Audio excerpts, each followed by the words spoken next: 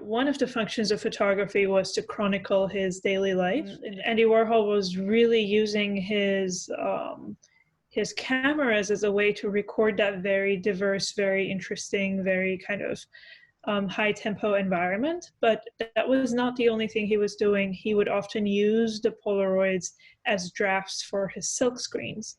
So a lot of his most recognizable, most famous silk screens actually came from these Polaroid drafts. And early on, one thing that he was doing was he was using existing images that other photographers had taken of celebrities, but after a while, he began to use his own photographs because it gave him more freedom in terms of trademark and other things. And lastly, he did take advertorial commissions.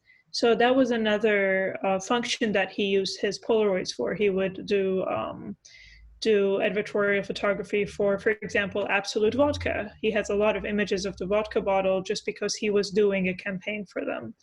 And it's estimated that I believe from the 80s, from the late 70s until the end of his life, they have estimated that 36, he finished a roll a day, basically. That's the immense volume of the work. Right. One of the cameras he used was a Polaroid Big Shot, which is actually a huge bellowy camera. And it's really interesting to think that he used it for all these versatile kind of functions. I mean, now, of course, we think of cameras completely differently. You know, we have 45 megapixels crammed into this like tiny mirrorless now. So our understanding of big has changed, but at the time, I guess it was still a physical inconvenience sometimes to carry a camera as big as an iPad. Looking at his world, his visual world in the 70s and 80s when he was producing these images and spending time with these really quiet, monumental people for their time, like Jane Fonda, Kareem Abdul-Jabbar, Elizabeth Taylor, Lou Reed, Peter Halley.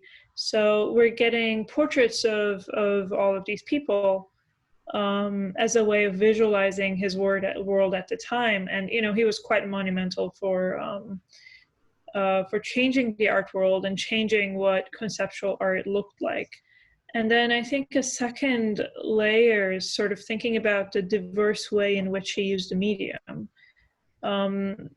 He did these very small still lifes, which are in the show. And then he did these really vernacular shots of just people on the street or looking at brands like a McDonald's or a Burger King.